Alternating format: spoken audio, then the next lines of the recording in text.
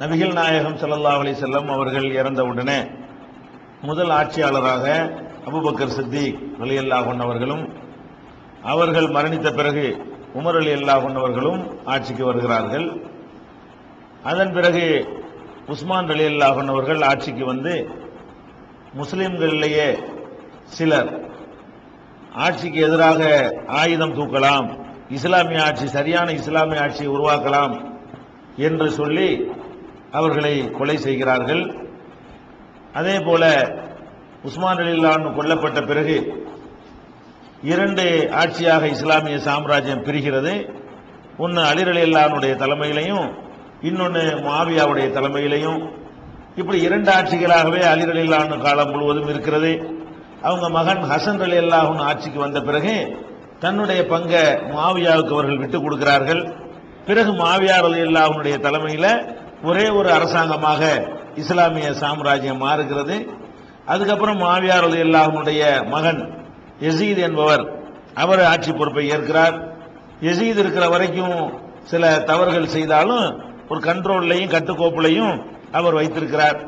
அதற்கு பிறகு அவருடைய மகன் முஆவியா பின் யசீத் என்பவர் ஆட்சிக்கு வருகிறார். அவர் விரல் விட்டு எண்ணக்கூடிய சில நாட்கள் இந்த உலகத்தில் வாழ்ந்து மறைந்த பிறகு மர்வான் பின் ஹக்கம் என்பவர், அவர் அதே உமையா வம்சத்தை சேர்ந்தவர், ஆட்சி பொறுப்பை ஏற்கிறார். மர்வானுக்கு பிறகு அவருடைய மகன் அப்துல் மலிக் பின் மர்வான் வருகிறார். அதுக்கு பிறகு அவர் இறந்த பிறகு அவருடைய இன்னொரு மகன் வலீத் பின் அப்துல் மலிக் என்பவர் அவர் வருகிறார். அப்துல் மலிக்குடைய மகன் வலீத் ஆட்சிக்கு வருகிறார். வலீத் என்பவர் இறந்த பிறகு சுலைமான் என்ற அவருடைய இன்னொரு சகோதரர் ஆட்சிக்கு வருகிறார். அதன் பிறகு சுலைமான் எழுதி வைத்து விட்டு சென்ற அடிப்படையில் அவர் 99 அவர் மரணிக்கும் பொழுது உமர் இப்னு அப்துல் அசீஸ் அவர்கள் தான் எனக்கு பிறகு ஆட்சிக்கு வரணும் என்று அவர் எழுதி வைத்ததன் அடிப்படையில் ஹிஜ்ரி 99 உமர் இப்னு அப்துல் அசீஸ் அவர்கள் ஆட்சிக்கு வருகிறார்கள். இதுவரை வந்த ஆட்சியாளர்களுடைய பட்டியல் இது. அதே மாதிரி நபி ஸல்லல்லாஹு அலைஹி வஸல்லம் காலத்திற்கு பிறகு ஏற்பட்ட இந்த கொள்கை குழப்பங்கள் சொன்னோம்ல, அதனுடைய பட்டியலை நம்ம பார்த்துக்கொள்ளணும். முதல் கொள்கை குழப்பம் என்ன ஏற்படுது? நபி ஸல்லல்லாஹு அலைஹி வஸல்லம் அவர்கள் மரணித்த பிறகு நபிமார்கள் நல்லவங்க எல்லாம் மரணிக்க மாட்டார்கள் அப்படிங்கிற ஒரு கொள்கை குழப்பம் ஏற்படுது. அது நிவர்த்தி செய்யப்படுகிறது. அதே மாதிரி ஆட்சி என்பது ஒரு குறிப்பிட்ட கோத்திரத்தார் தான் வர முடியும், நபிகள் நாயகத்துடைய பாரம்பரியத்துக்கு தான் அந்த உரிமை இருக்குது என்ற மாதிரியான ஒரு குழப்பம் ஏற்படுகிறது. அதுவும் தெளிவுபடுத்தப்பட்டு சஹாபாக்களால முறியடிக்கப்படுகிறது. அதே மாதிரி உள்ளூர் வாசிக்கு தான் ஆட்சி வேணும், வெளியூர் ஆட்களுக்கு ஆட்சி வரக்கூடாது என்கிற மாதிரியான ஒரு குழப்பம் மக்காவாசிக்கு ஆட்சியா மதீனாவாசிக்கு ஆட்சி வருவதா என்கிற மாதிரியான குழப்பம் அடுத்து ஏற்படுகிறது. அதுவும் விளக்கம் செய்யப்பட்டு எல்லாரும் ஒரு அணியா வர்ற அளவுக்கு சரி செய்யப்படுகிறது. அதற்கப்புறம் ஒரு குழப்பம் ஏற்படுகிறது. ஒரு ஆட்சி சரியா நடக்கவில்லை என்று நம்ம கருதினால் அந்த ஆட்சிக்கு எதிராக ஆயுதம் தூக்கி போராடலாம், யுத்தம் செய்யலாம், ஆட்சி தலைவரை கொல்லலாம், மாற்றலாம், வேற ஆட்சியை மாற்றுவதற்காக வேண்டி போர் செய்யலாம், முஸ்லிம்களை ஒருத்தருக்கு ஒருத்தர் வெட்டி கொண்டு சாவலாம் என்கிற மாதிரியான ஒரு சிந்தனையை உருவாக்கப்படுது. இந்த சிந்தனைக்கு பேர் ஹாரிஜியா சிந்தனை என்பது. இந்த மாதிரியான சிந்தனை தான் தொடர்ச்சி இருந்துகிட்டே இருக்கிறது. இந்த சிந்தனை மாத்திரம் உஸ்மான் காலத்தில் இருக்கிறது, மறுபடி அலி ரலியல்லாஹு அன்ஹு காலத்தில் இருக்கிறது, மறுபடி முஆவியா ரலியல்லாஹு அன்ஹு காலத்தில் இருக்கிறது, மறுபடி மர்வானுடைய காலத்தில் இருக்கிறது, மறுபடி அப்துல்லாஹ் இப்னு ஜுபைர் அந்த பக்கம் ஆட்சி இருந்தாரு அந்த காலத்தில் மறுபடியும் இருக்கிறது. இந்த மாதிரி இஸ்லாமிய ஆட்சி அமைக்க போறோம், இஸ்லாமிய ஆட்சி அமைக்க போறோம், ஏதாவது ஆட்சியாளர்கள் சில தப்பு பண்ணாங்கன்னு சொன்னா உடனே இஸ்லாமிய ஆட்சி அமைக்க போறேன்னு சொல்லி படையை திரட்டிட்டு போய் அறுவலை எடுத்துக்கிட்டு வெட்டி குவிக்கிறதுங்கிற அந்த சிந்தனை தொடர்ச்சியாக இந்த சுலைமான் இப்னு அப்துல் மலிக் வரைக்கும் அந்த குழப்பம் தலை தூக்குறதும், அழிக்கப்படுறதும், மரம் முளைக்கிறதும், அதை வெட்ட துளிர்க்கக்கூடிய ஒரு சிந்தனையாக இந்த ஹாரிஜா சிந்தனை இருந்தது. இன்னைக்கும் கூட அந்த மாதிரியான சிந்தனையை ஒரு பெரிய ஒரு சித்தாந்தமாக எப்ப பேசினாலும் இஸ்லாமிய ஆட்சின்னு பேசக்கூடிய எல்லா இயக்கங்களுமே இந்த ஹாரிஜியாக்களுடைய தயாரிப்புகளாக இன்னைக்கு இருக்கிறது நம்ம என்ன செய்யறோம், பார்க்கிறோம். அப்படி ஒரு சிந்தனை இந்த ஒரு குழப்பம் சமுதாயத்தில் ஏற்படுகிறது. அதே மாதிரி அலி ரலியல்லாஹு அன்ஹு அவர்களுக்கு ரசூலுல்லாஹ் தனியா வஸீத் பண்ணியிருந்தாங்க, அவங்க மற்றவங்க எல்லாம் எல்லாரும் காஃபிரு, அலி மட்டும்தான் உண்மையான ஆளு, அபூபக்கர் உமர்லாம் ஃப்ராட் பண்ணிட்டாங்க என்ற மாதிரியான சஹாபாக்களை திட்டக்கூடிய, சஹாபாக்கள் அனைவரையும் காஃபிர்னு சொல்லக்கூடிய ஒரு குழப்பம் ஏற்படுகிறது. ரகசியமான ஒரு ஞானம் சிலருக்கு மாத்திரம் ரசூலுல்லாஹ் சொல்லி கொடுத்துட்டு போனாங்க, அது அலிக்கு தான் சொன்னாங்க, பொதுமக்களுக்கு சொல்லல. பொதுமக்களுக்கு ரசூலுல்லாஹ் சொன்னது ரொம்ப கம்மி, பொதுமக்களுக்கு சொல்லாம அலிக்கு மாத்திரம் பிரத்யேகமா சொன்னது அதை விட 8 மடங்கு கூட. 9 மடங்கு அல்லாஹ் கொடுத்தான், 1 மடங்கு தான் ரசூலுல்லாஹ் வந்து நமக்கு சொன்னாங்க, 8 மடங்கு அலிக்கு மட்டும் தான் சொன்னாங்க, இப்படிங்கிற மாதிரியான ஒரு சிந்தனை. அதுக்கப்புறம் அலி ரலியல்லாஹு அன்ஹு அல்லாஹ் அவர்தான் கடவுள், அவர்தான் ராசிக்கு அப்படின்னு சொல்லக்கூடிய அப்படி ஒரு சிந்தனை, இதெல்லாம் அது தோன்றுகிறது. அது மாதிரி அல்லாஹ்வை பற்றி எப்படி புரிந்து கொள்வது என்பதுல அல்லாஹ்டா ஒண்ணுமே தெரியாது, அவனுக்கு எந்த ஒரு ஆற்றலும் கிடையாது, அவன் அப்ப மனுஷன் மாதிரி யோசிச்சு தான் முடிவெடுப்பான், நம்ம செய்யற தப்பு மாதிரி அவன் முடிவுலையும் தப்பு வரும், அடுத்த நிமிஷம் நடக்க போறது அவனுக்கு தெரியாது, இந்த மாதிரி எல்லாம் சொல்லக்கூடிய ஒரு கூட்டம் வருகிறது. அதே மாதிரி விதின்ற ஒண்ணு இல்ல அப்படின்னு சொல்லக்கூடிய கூட்டம், அந்த மாதிரியான அதெல்லாம் ஒரு குழப்பங்கள். இந்த கூட்டங்களுக்கு பேர் என்னவா இருக்கலாம், இந்த சிந்தனை இதே சிந்தனை 100 இயக்கத்தில் கூட இருக்கலாம், 50 இயக்கத்தில் கூட இருக்கலாம். இந்த மாதிரியான சிந்தனைகள் வந்து இதெல்லாம் ஏற்பட்ட குழப்பங்களுடைய பட்டியல். இந்த மாதிரியான ஒரு குழப்பங்களும் இந்த 99 வருஷத்துல நபி ஸல்லல்லாஹு அலைஹி வஸல்லம் காலம் முதல் இந்த உமர் இப்னு அப்துல் அசீஸ் ஆட்சிக்கு வருகிற 99 வருஷத்துக்கு இடையில இந்த மாதிரியான குழப்பங்கள்லாம் ஏற்படுகிறது. அதே மாதிரி அல்லாஹ் தான் மனுஷன் தான் அல்லாஹ் அப்படிங்கிற மாதிரியான குழப்பம், வஹதத்துல் வஜூத், அத்வைதம் என்று சொல்லக்கூடிய அந்த மாதிரியான ஒரு குழப்பம்.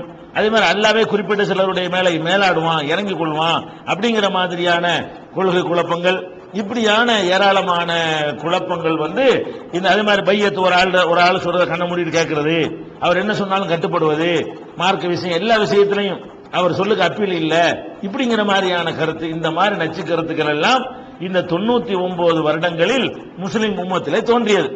அதற்கு பிறகு உமர் இப்னு அப்துல் அசீஸ் அவர்கள் ஆட்சிக்கு வருகிறார்கள். அவங்க ஆட்சிக்கு வந்தாங்கன்னா இவங்களை பொறுத்த வரைக்கும் ஒரு சிலாகித்து சொல்ல வேண்டிய விஷயம் இருக்கிறது. என்ன சிலாகித்து சொல்ல வேண்டிய விஷயம் என்றால், அபூபக்கர் சித்திக் ரலியல்லாஹு அன்ஹு அவர்களோ உமர் ரலியல்லாஹு அன்ஹு அவர்களோ சிறந்த ஆட்சி தந்தார்கள் என்று சொன்னால் அதுல ஒரு ஆச்சரியமே கிடையாது. ஏன் கிடையாது என்று கேட்டால், நபி ஸல்லல்லாஹு அலைஹி வஸல்லம் அவங்களால் அப்படி நேரடியாக தயாரிக்கப்பட்டவர்கள். ரெண்டு பேரும் யாரு? நபி ஸல்லல்லாஹு அலைஹி வஸல்லம் அவர்களால் நேரடியாக தயாரிக்கப்பட்டவர்கள், தியாகங்கள் செய்தவர்கள், ஹிஜ்ரத் செய்தவர்கள், எல்லா விதமான நெருக்கடி காலத்திலும் ரசூலுல்லாஹ்வோட உடன் இருந்தவர்கள், இம்மையை விட மறுமை பெருசு என்பதை பல சந்தர்ப்பங்கள் அவங்க வந்து அதை நிரூபிச்சு காட்டியவர்கள். இந்த உலகத்தில் எது வேணாலும் நாங்கள் சந்திச்சுக்கிறோம், மறுமை பாக்கியத்துக்காக வேண்டி நாங்கள் இந்த உலகத்தை ஒரு துச்சமா நினைக்குவோம் அப்படிங்கறதெல்லாம் நிரூபிச்சு காட்டினவங்க. அவங்க 100% கரெக்டான ஆட்சியை நடத்தினார்கள் என்றால் அது ஆச்சரியமே கிடையாது, நடத்தாட்டி தான் ஆச்சரியம். அவங்க அபூபக்கரோ உமரோ ஒழுங்கான ஆட்சி நடத்தாம இருந்தா தான் ஆச்சரியப்படணுமே தவிர அவங்க நடத்தினதில் ஆச்சரியப்படவே இயலாது. அது அல்லாஹ்வுடைய ரசூலுடைய அப்படி ஒரு செலக்ஷன். அது ரசூல் ஸல்லல்லாஹு அலைஹி வஸல்லம் அவர்கள் எனக்கு அடுத்து இவர் என்று காட்டிட்டு போனாங்கன்னு சொன்னா அது வந்து ஒரு சரியான ஒரு செலக்ஷன் என்பதை நம்ம கவனத்தில் வைத்துக் கொள்ள வேண்டும். ஆனால் இந்த உமர் இப்னு அப்துல் அசீஸ் அந்த மாதிரி ரசூலுல்லாஹ்வுடைய தயாரிப்பா இல்ல. ரசூல் ஸல்லல்லாஹு அலைஹி வஸல்லம் அந்த புடம் போட்டு உருவாக்குனாங்களே அந்த மாதிரி பாடம் நடத்தினவரா, ஹிஜ்ரத் செஞ்சவரா, தியாகம் பண்ணவரா, சோத்துக்கு இல்லாம கஷ்டப்பட்டவரா, கஷ்டப்பட்டு இந்த மாதிரி ஒண்ணும் கிடையாது. இவர் எப்படி ஆளு? இவர் ராஜ பரம்பரை, இத்தனை பேர் ஆட்சியில் அவர் குடும்பத்தில் இருக்கிறாங்க. இதுக்கு முந்தி சொன்ன அவ்வளவு பேரு இவர் உமையாக்கள் தான். இவர் மன்னர் குடும்பத்தில் இவர் ஒரு ஆள், முக்கியமான ஒரு ஆள். அப்ப வாழ்க்கை சொகுசான ஒரு வாழ்க்கை என்ன செய்யறாரு? அவர் வாழ்ந்தவர், எந்த இதுக்கும் குறைவு கிடையாது, பஞ்சம் கிடையாது. அது மாதிரி வசதி வாய்ப்புகளோட நல்லபடியாக வாழ்ந்த ஒரு மனிதர் யாரு? Umar ibn Abdul Azeez. அவருக்கு முந்தி உள்ள ஆட்சியாளர்கள்லாம் என்ன பண்ணாங்க?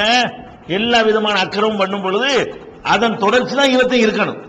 பொதுவா வந்து இதுக்கு முந்தி ஒரு ஆட்சி போனுச்சுன்னு வைங்களேன், அவங்க எந்த வழியில போனாங்களோ அதுல ஒரு 95 வழியில தான் அடுத்து வரவனும் போவானே தவிர அது அப்படி டோட்டலாக மாத்துறது என்பது வந்து மனிதனுக்கு அப்படி நடக்காது. ரொம்ப ஒரு இரையச்சமும் ரொம்ப ஒரு பக்குவமும் இருந்தால்தான் அது வந்து சாத்தியமாகும். அந்த மாதிரியான ஒரு அடிப்படையில் பாத்தீங்கன்னு சொன்னா இவரெல்லாம் அப்படி சொல்லிக் கொள்ளும்படியான ஆட்சி நடத்துறதுக்கு ஆச்சரியமா இருக்குது. எப்படி நடத்தினார்னு கேட்டா, இவர் வந்து அந்த அப்துல் மலிக்குடைய காலத்துல வந்து அவர் என்ன பண்றாருன்னு கேட்டா, தன்னுடைய சகோதரர் அப்துல் அசீஸ், உமர் இப்னு அப்துல் அசீஸ் ஒரு வாப்பா இருக்கார்ல, அவர் அப்துல் மலிக் ஆட்சியா இருக்கும் பொழுது இவருடைய சகோதரர் தன்னுடைய சகோதரர் அப்துல் அசீஸ் என்பவரை, அதாவது இந்த உமருடைய தகப்பனார் அப்துல் அசீஸ் என்பவரை மதீனாவுடைய பொறுப்பாளராக நியமிக்கிறார். மன்னரா இல்லாட்டாலும் அப்துல் மலிக் என்ன செய்யறாரு? நீ தான் மதீனாவுக்கு இன்சார்ஜ் அப்படின்னு நியமிக்கிறார். அந்த நேரத்தில் எல்லாம் ஆலிம்கள் மார்க்கத்தை நன்கு கற்றறிந்த நல்ல சஹாபாக்கள் எல்லாம் மதீனாவுல தான் போய் அடைக்கலமானார்கள். உஸ்மான் கொலைக்கு பிறகு அந்த வெற்றிடம் ஏற்படுதுல, அதுக்கு பிறகெல்லாம் அதுல வந்து ஆட்சி தலைநகரா இல்லாத காரணத்தினால மதீனாவில் எந்த குழப்பமும் ஏற்படுறதில்லை. அது ஒரு ஆன்மீக பூமியாவே எல்லாரும் விட்டுட்டாங்க. அதனால எல்லாருமே அமைதியை தேடக்கூடியவர்கள் எங்க கூஃபாவும் பசராவும் தான் அப்புறம் யுத்தகலமா மாறிக்கிருச்சு. கூஃபா, பசரா, சிரியா, அதாவது ஈராக்கும் சிரியாவும் வச்சுக்கலாம். இந்த மதீனாவில் இந்த உஸ்மான் ரலியல்லாஹு கொல்லப்பட்ட பிறகு பாத்தீங்கன்னு சொன்னா யுத்த களமா எதுதான் இருக்கு? ஒரு காலத்துல சிரியா இருக்கு, ஒரு காலத்துல ஈராக் இருக்கும். ஒரே ஒரு தடவை மக்கா இருந்திருக்கு, ஒரே ஒரு தடவை மதீனா இருந்திருக்கு. இந்த மாதிரி தான் நம்ம பார்த்திருக்கிறோம். அதனால மதீனாவுல வந்து நல்ல நல்ல சஹாபாக்கள்லாம் இருந்ததுனால இவர் சின்ன பிள்ளையிலேயே அவங்கள்ட்ட பாடம் இருக்கிறார். உமர் இப்னு வாப்பா கவர்னரா இருந்த பிள்ளை எங்க இருப்பாரு, இவர் மாத்தி அவர் டிஃபரெண்டா போனாருன்னு சொல்ல வர்றேன். இவர் மாத்திரம் எப்படி டிஃபரெண்டா வகி எதுவும் வந்துச்சான்னு கேட்டா அப்படிலாம் இல்ல. இவருடைய வாப்பா, இவருடைய தகப்பனார் வந்து மதீனாவின் ஆளுநராக நியமிக்கப்படுகிறார். அந்த உமையாக்கள்னால தன்னுடைய சகோதரனால நியமிக்கப்படுகிறார். அந்த ஒரு மதீனாவில் குடியிருந்த காரணத்தினால் இவர் குழந்தை பிராயத்திலிருந்து, சின்ன பிராயத்திலிருந்து அங்கேயே இருக்க வேண்டிய நிலைமை ஏற்படுது. மதீனாவில் இவர் வளர்றார். மதீனாவில் தான் நல்ல நல்ல சஹாபாக்கள், மார்க்கத்தை அறிந்தவர்கள் இருக்கிறார்கள். அதனால நிறைய சஹாபாக்களுடைய தாபியில ஒரு ஆள் இவர். நிறைய சஹாபாக்களுடைய தொடர்பு, அவங்களுடைய கிளாஸ், அவங்களுடைய போதனைகள்லாம் சின்ன வயசுல ஊட்டி அவருக்கு வந்து நம்ம முன்னோர்கள் செய்யறது, நம்ம பரம்பரை செய்யறது தப்புங்கிற அளவுக்கு அவருக்கு அந்த வயசுல பதிக்கப்படுகிறது. சின்ன வயசுல வளர்க்கும் பொழுது அவர் என்ன செய்யறாங்க, அவருடைய ஆசான்கள் இந்த வரலாறுகள்லாம் தெரியும். நமக்கு இவ்வளவு நாள் சொன்ன பிறகு தெரியுது. அவர் நேரடியா பாக்குறவர் தானே, என்னென்ன மாதிரிலாம் பண்ணிட்டாங்க, இஸ்லாம் இவ்வளவு அழகான ஒரு மார்க்கத்தை கொண்டு வந்தாங்க ரசூல் ஸல்லல்லாஹு அலைஹி வஸல்லம், அதுல இப்படி எல்லாம் ஏற்பட்டுச்சே என்று கவலைப்பட்டு அக்கறையோட அந்த உருவாக்கின சஹாபாக்களுக்கு தானே தெரியும். இந்த ஹாரிஜியாண்டு அறுவலை எடுத்துட்டு ஓடணும் இவனுக்கு தெரியும். அதெல்லாம் யார் அந்த சாம்ராஜ்யத்தை உருவாக்குவதற்காக வேண்டி எண்ணற்ற தியாகங்களை பண்ணாங்களோ அவங்களுக்கு தெரியும் அவனுடைய அருமை. அந்த அருமையெல்லாம் அவங்க சொல்லி காட்டி இந்த மாதிரிலாம் சொல்லி அவரை ட்ரைனிங் பண்ண காரணத்தினால சிறு வயசில் இருந்து அவர் ஒரு பர்ஃபெக்ட் முஸ்லீமாக வளர்கிறார். உண்மையான ஒரு முஸ்லீமாக என்ன செய்யறாரு, அந்த சின்ன வயசு போதனையிலிருந்து வளர்ந்த காரணத்தினால்தான் இவர் வந்து அந்த தன் கையில் அந்த ஆட்சி பொறுப்பு வந்த பிறகு நிறைய மாற்றங்கள், நிறைய வந்து சீர்திருத்தங்கள்லாம் பண்றார். இவர் வந்து அனஸ் ரலியல்லாஹு அன்ஹு சந்தித்து நிறைய ஹதீஸ்களை கேட்கிறார். ஹதீஸ் புகாரி நிறைய நூல்களில் பாத்தீங்கன்னா இவர் அறிவிக்கிற ஹதீசுகள் தனக்கு அனஸ் ரலியல்லாஹு அன்ஹு சொன்னதாக நிறைய ஹதீசுகளை உமர் இப்னு அப்துல் அசீஸ் அவர்கள் அறிவித்திருக்கிறார்கள். அது மாதிரி சாயிப் இப்னு யஸீத் என்ற சஹாபி மூலமாக நிறைய ஹதீசுகளை இவர்கள் அறிவித்திருக்கிறார்கள். யூசுப் பின் அப்துல் சலாம் என்ற சஹாபி மூலமாக பல ஹதீசுகளை இவர்கள் அறிவித்திருக்கிறார்கள். இது மாதிரி எல்லாம் வந்து நிறைய ஒரு சஹாபாக்கள் தொடர்போட அவர் இருந்தார். அதனால இவரை பத்தி எப்படின்னு கேட்டா, அந்த தாபியின்கள் காலத்துல சஹாபாக்களுடைய ஜெனரேஷன்லாம் முடிஞ்சு தாபியின்கள் ஜெனரேஷன் வரக்கூடிய காலத்துல தாபியின்கள்ல ரொம்ப விரல் விட்டு எண்ணக்கூடிய முக்கியமான ஆட்கள்ல ஒரு 4-5 பேர் இருந்தாங்க. அது யாரு, சயீத் இப்னுல் முஸையப், சயீத் இப்னு ஜுபைர். அவர் வந்து ஹஜ்ஜாஜ்ங்கிறவன் அவன் கொண்டு விட்டான். சயீத் இப்னு ஜுபைர், சயீத் இப்னுல் முஸையப், ஹசன் பஸரி, முஹம்மது இப்னு சீரின், இது மாதிரி சில முக்கியமான ஒரு சில சஹாபாக தாபியின்கள் இருந்தாங்க. அதுல சயீத் இப்னு முஸையப் இருக்கார் பாருங்களேன். அவர் வந்து இதுவரைக்கும் ஆட்சியாளர்கள் யாரையுமே பார்க்க போக மாட்டார், கூப்பிட்டாலும் போக மாட்டார். நான் மன்னர்கள்ட்ட எனக்கு எந்த தேவையும் கிடையாது, அவங்களை ஏண்ட வர சொல்லும் பாரு. இவர் டைப்பான சயீத் இப்னு முஸையப் என்ன செய்வாரு, அவர் நல்ல ஒரு அறிவாளியா இருக்கிறாரு, அவரை கூப்பிட்டு நம்ம குடும்பத்துக்கு கொஞ்சம் அறிவுரையை கேட்போமேன்னு யாராவது கவர்னர்களோ மன்னர்களோ கூப்பிட்டாங்கன்னு சொன்னா இங்க வந்து என்கிட்ட கேட்டு போய் சொல்லும் பாரு. இந்த மன்னர்கள்ட்ட போனோம்னா நம்ம கூல் பண்ண வேண்டியிருக்கு, அவங்கள வந்து அட்ஜஸ்ட் பண்ண வேண்டியிருக்கு, இப்படியான ஒரு கேரக்டர். ஆனா உமர் இப்னு அப்துல் அசீஸ் ஆட்சிக்கு வந்த பிறகு இவர் அவர் தேடி போவார். நல்ல மனுஷன் இவர், வந்து நம்மளை அப்படி யூஸ் பண்ண மாட்டாரு, இவர் வந்து நல்ல நோக்கத்துக்கு நம்மளை கூப்பிடுகிறாரு. அவங்க எதுக்குன்னா நாங்களும் மார்க்கத்தை கடைபிடிக்கணும்னு படம் காட்டுறதுக்காக வேண்டி இவர் மாதிரி ஆட்கள்லாம் வந்துட்டு போனாங்கன்னா மக்கள்கிட்ட எதிர்ப்பு வராது. அதுக்காக வேண்டி இவரை பயன்படுத்த நினைச்சாங்க, அது உடன்படல. இவர் தேடி தேடி போவாராம். உமர் இப்னு அப்துல் அசீஸ் தேடி போய் அங்க பேசிக்கிட்டு இருந்துட்டு வருவார். அவர் சொல்றாரு, நான் போய் உமர் இப்னு இவர் போயிட்டு இருப்பாரு முஜாஹித், அவர் ஒரு முக்கியமான ஆள். உமர் இப்னு அப்துல் அசீஸ் காலத்துல, ஹஜ்ஜாஜ் இப்னு யூசுப் காலத்துல, இந்த காலகட்டங்களில் வாழ்ந்தவர் யாரு, முஜாஹித் என்ற ஒரு தாபி. இவரும் ஒரு பெரிய சிறந்த விற்பனர், பெரிய திருக்குரான் விரிவுரையாளர், நல்ல ஆராய்ச்சியாளர், பெரிய அறிஞர். அவர் என்ன சொல்றாருன்னு கேட்டா, நாங்க வந்து உமர் இப்னு அப்துல் அசீஸ் வந்து ஏதாவது சொல்லித்தரதுக்கு வாங்கப்பான்னு கூப்பிடுவாரு, நாங்க போய் அங்க உட்காருவோம், சொல்லித்தரலான்னு போனா அவர்கிட்ட நாங்க கத்துக்கிறது அதிகமா இருக்கு. சும்மா ஒரு மரியாதைக்காக கூப்பிட்டாரே தவிர அவருக்கு நாங்க சொல்லித்தரலான்னு சில விஷயங்களை சொல்ல போனா அங்க இருந்து நாங்க ஏதாவது என்ன செய்வோம் தெரிஞ்சுக்கிட்டு வருவோம். அவ்வளவு பெரிய மார்க்க விற்பனராக, மார்க்க அறிஞராகவும் இருந்தார். மார்க்கத்தை வந்து ஒரு நல்ல போதிக்கக்கூடியவராக, ஹதீசுகளை விளக்கக்கூடியவராக, தப்சீர் குர்ஆனுடைய வசனங்களுக்கு விளக்கம் சொல்லக்கூடியவராக, எந்த விஷயத்தை கேட்டாலும் பட்டு பட்டு ஃபத்வா கொடுக்கக்கூடியவராக, அப்படி ஒரு அந்த மாதிரி மதீனாவில் கட்டுறதுனால, மதீனாவில் சரியான ஒரு ஆள் கட்ட பாடம் கட்டுறதுனால எங்களை விட அவர் மேம்பட்டவராக இருந்தார். முஜாஹித் ஒரு பெரிய அறிவாளி. அவர் சொல்றாரு, எங்களை விட இவர் மேம்பட்டவராக இருந்தாரு உமர் இப்னு அப்துல் அசீஸ் என்கிற அளவுக்கு அவர் ஒரு நல்ல ஒரு கேரக்டராக இருந்தார். அவர் என்ன பண்றாரு, அவர் செஞ்ச சில செயல்கள். ஆனா அதுல பாருங்க, அல்லாஹ் அவரை ரொம்ப நாள் வைக்கல. அவரும் 2 வருஷம் தான். 99 ஆட்சிக்கு வர்றாரு, 101 அவரு இறந்துடுறாரு. இறந்தாரு என்று கூட அது சொல்ல முடியாது, அது ஒரு வகையான கொலை தான். அது எப்படின்னு பின்னாடி பார்ப்போம். அப்ப 99 அவர் ஆட்சிக்கு வர்றாரு, 101 2.5 வருஷத்துக்கிட்ட வருது. அப்ப 2.5 வருஷம் சுமார் அவர் ஆட்சியில இருக்கிறார். அந்த ஆட்சி காலத்தில் அவர் செய்த சேவைகள் என்ன என்று கேட்டால், அவர் ஆட்சிக்கு வந்த உடனே என்ன பண்றாங்கன்னா, வாங்க மக்கள் எல்லாம் கூடி இருக்கிறாங்க, உங்களை பார்க்கறதுக்காக வேண்டி. ஜனாதிபதி எல்லாரும் பார்ப்பாங்கல்ல, முதல் சந்திப்பு இருக்குல்ல, ஃபர்ஸ்ட் மக்களுக்கு சந்திக்க வேண்டும் இல்லையா, அந்த சந்திப்பு எப்போ ஏற்பாடு செய்வாங்க, பள்ளிவாசல்ல. பெரிய ஜாமியில பெரிய பள்ளி எதுவோ அந்த பள்ளியில மக்கள் எல்லாம் குழுமி ஜனாதிபதி முதல் கன்னி உரை நிகழ்த்துகிறார், ஃபர்ஸ்ட் உரை நிகழ்த்துகிறார், வாருங்கள் சொல்லி அது மாதிரியாக ஒரு விளம்பரம் செய்து மக்கள் எல்லாம் வர்ற வழக்கம் இருக்குது. அதுக்கு வாங்கன்னு கூப்பிட வரும்போது அப்படி போலீஸ் எல்லாம் வாங்கன்னு கூப்பிடுறாங்க. அவர் என்ன செய்யறாரு, எடுப்புல ஸ்டார்டிங்கே நல்ல ஸ்டார்டிங், அவருடைய ஸ்டார்டிங் அவர் என்ன சொல்றாரு, துப்பாக்கி ஈட்டி எல்லாம், துப்பாக்கி ஈட்டி தானே ஆயுதங்கள் வருது, ஈட்டியோ வாள்கள் ஏதாவது வச்சிருப்பாங்க, அதெல்லாம் எடுத்துக்கிட்டு போலீஸ் வாங்க வாங்கன்னு இப்படி மெய்க்காவலர்கள் எல்லாம் கூப்பிடுறாங்க. ஆடு வேலையை பார்த்துட்டு போட, எங்க பள்ளிக்கு எங்களுக்கு போக தெரியாதோ, நாங்களா போய்க்கிறோம் சொல்லி விரட்டி விட்டுறாரு. நாங்க பள்ளிக்கு எங்களுக்கு வர தெரியுங்க, வழி தெரியும், நீங்க எங்களை கூட்டிட்டு போக வேணாம்னு சொல்லி அவர் என்ன செய்யறாரு, போயிட்டு சொல்லி நான் ஒரு மனிதன், முஸ்லிம்களில் நான் ஒரு குடிமகன், எனக்கு அவங்களுக்கு மத்தியில் நீ என்ன இடையில குறுக்க தடுக்க, நீ யாரு, பாப்பா வேலையை பார்த்துன்னு செஞ்சாங்க. முதல்ல தன்னுடைய மெய்காப்பாளர்களை எல்லாம், தனக்கு மெய்காப்பாளர்கள் தேவையில்லைன்னு ஃபர்ஸ்ட் என்ன செய்ய, அந்த பந்தாக்கள் எல்லாம் நீக்கிறதுக்காக வேண்டி அதை செய்கிறார். இரண்டாவது என்ன பண்றாருன்னு கேட்டா, மக்கள்கிட்ட உரை நிகழ்த்துகிறார். வர்றார் பள்ளிவாசலுக்கு, வந்தவன் அவர் ஆற்றுகிற முதல் உரையை என்ன, மக்களே இது நான் எனக்கே தெரியாமல், என் விருப்பம் இல்லாமல் என் மீது திணிக்கப்பட்ட ஒரு சுமை, எனக்கு இது தெரியவும் செய்யாது. இவர் இந்த மாதிரி என்னையை தான் நியமிச்சுட்டு போவாரு, அந்த பேப்பர்ல எழுதி இருப்பாரு, எனக்கே தெரியாது. என்னுடைய கேட்காமல், என் விருப்பம் இல்லாமல், நான் திட்டமிடாமல், எனக்கு அறிவிக்கவும் படாமல், எனக்கு இந்த தகவலும் இல்லாமல் இந்த பொறுப்பு என் மீது சுமத்தப்பட்டு விட்டது. அதுல எனக்கு எந்த ஒரு அபிப்பிராயம் இல்லை. இது இந்த பொறுப்பு முஸ்லிம்களாகிய உங்களிடத்தில் ஆலோசனை பெறாமல் என் மீது சுமத்தப்பட்டிருக்கிறது. முந்தினவர் தான் நியமிக்கிறாரு, நீங்க எல்லாம் தேர்ந்தெடுங்கன்னு சொன்னா அது ஒரு டைப்பு. எனக்கு முந்தின ஒருத்தர் என்னை நியமிச்சிருக்கிறார், உங்களிடத்தில் ஆலோசனை பெறாமல் உங்கள் மீது நான் திணிக்கப்பட்டிருக்கிறேன் சொல்றார். உங்கள் மீது நான் நினைஞ்சிருக்கிறேன், திணிக்கப்பட்டிருக்கிறேன். அதனால இப்ப என்ன செய்யறேன், உங்கள் மீது எனக்கு முந்தைய ஆட்சியாளர் எதை திணித்தாரோ அதை நான் இப்போது விலக்கிக் கொள்கிறேன். நீங்கள் இந்த நிமிடம் கூட வேறு ஒரு நீங்க தேர்ந்தெடுத்துக் கொள்ளலாம். அவர் சொல்றாரு, என்னை திணிச்சுட்டு தான் போயிருக்கிறாங்க, நீங்க என்னை தேர்ந்தெடுக்கல, அதனால இப்போது நான் உங்களுக்கு சொல்றேன், நீங்கள் இந்த நிமிஷம் வேண்டுமானாலும் இன்னி கது ஹலாத்து மாஃபி ஆனாக்கிக்கும் மின் பையத்தி, என்னை ஆட்சியாளர், பையத்தினால ஆட்சியாளரை ஏற்றுக்கொள்வதுதான். ஹதீஸ்ல வரக்கூடிய வரலாறுலாம் பார்த்து பையத்துங்கிற வார்த்தை எதுக்கு தான் வரேன், என் மீது நீங்கள் செய்த பையத்து இருக்கிறத, அந்த பையத்தில் இருந்து நான் இப்போது விலகிக் கொள்கிறேன். இனிமேல் நீங்கள் எனக்கு கட்டுப்பட வேண்டிய அவசியம் இல்லை.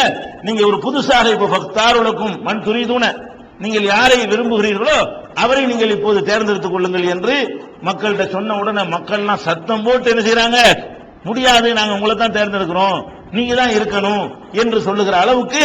எதனால இப்படி சொன்னாங்க, ஏற்கனவே ஒரு சுலைமானுக்கு அசிஸ்டன்டா இருந்திருக்கிறார்.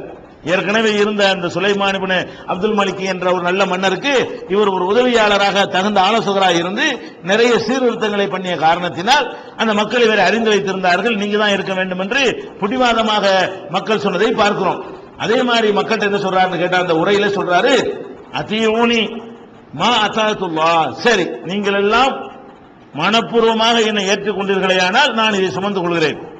ஆனால் உங்களுக்கு நான் சொல்கிறேன், அத்தியூனி மா அத்தாத்துல்லா, அல்லாவுக்கு நான் கட்டுப்பட்டு நடக்கும் காலமெல்லாம் நீங்கள் எனக்கு கட்டுப்பட்டு நடக்க வேண்டும். அசைத்துள்ளாக, அல்லாவுக்கு மாற்றமாக நான் நடப்பேனேயானால் பலா தாஅத்தலி அலைக்கும், நீங்கள் அந்த விஷயத்தில் எனக்கு கட்டுப்படக்கூடாது. நான் அல்லாஹ்வுக்கு கட்டுப்பட்ட விஷயத்தை உங்களுக்கு சொன்னால் அதுக்கு நீங்கள் கட்டுப்படுங்கள். அல்லாஹ்வுக்கு மாறு செய்கிற விஷயத்தை நான் உங்களுக்கு சொன்னால் என்னை நீங்கள் எதிர்க்க வேண்டும். எதிர்க்கிற இந்த எதிர்ப்பு இல்ல, அறுவலத்தில் போறது இல்ல, அதான் மார்க்கம் தடுக்கப்பட்டிருக்கிற.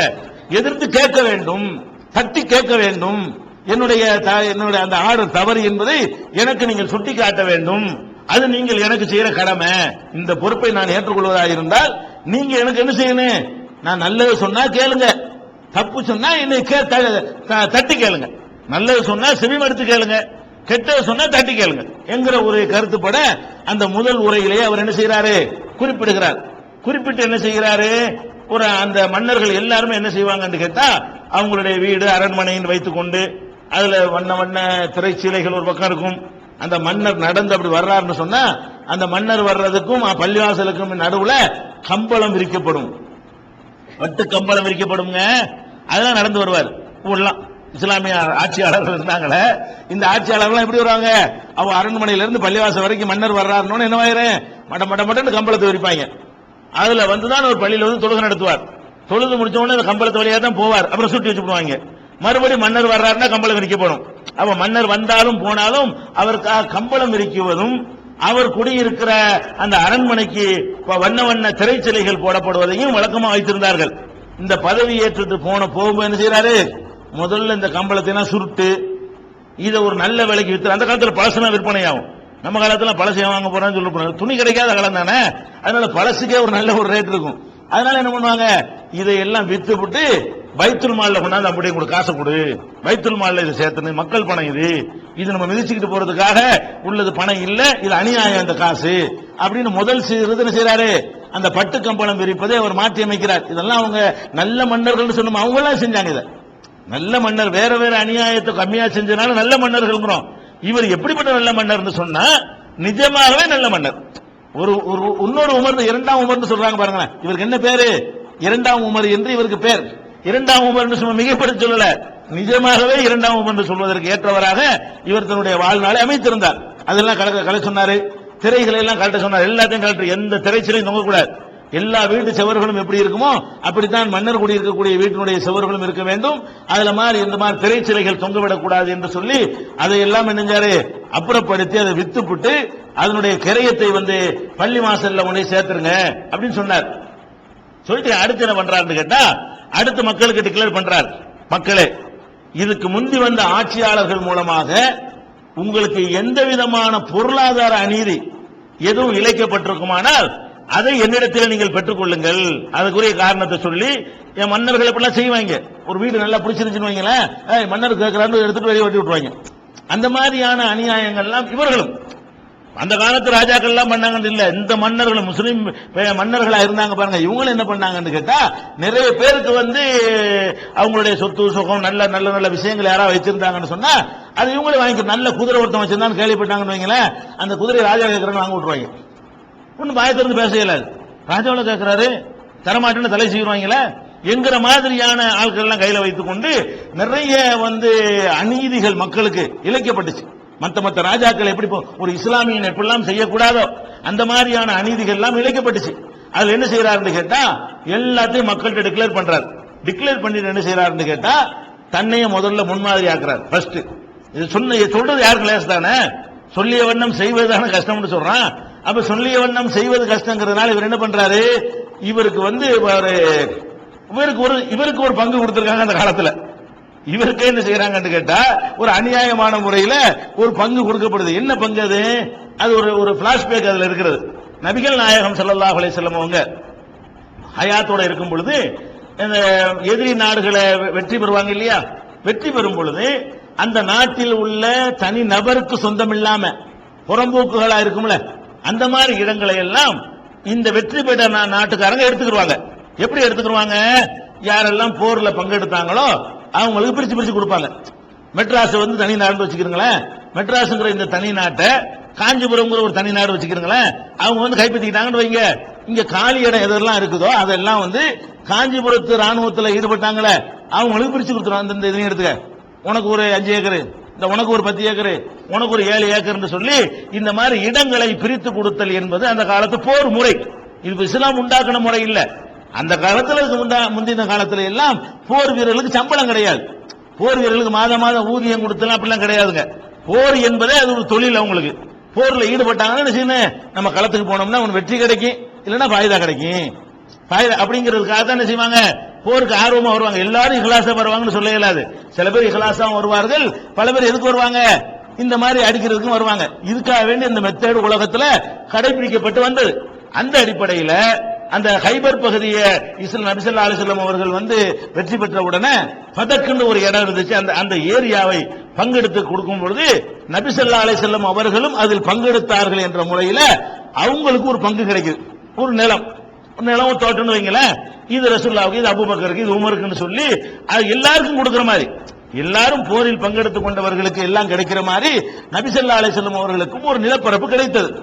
அந்த நிலப்பரப்பு தான் அவங்களுடைய இடம் என்று சொன்னால், அதாவது அசையா சொத்து என்று சொன்னால், நபி ஸல்லல்லாஹு அலைஹி வஸல்லம் விட்டுட்டு போகும்போது விட்ட ஒரே அசையா சொத்து இதுதான்.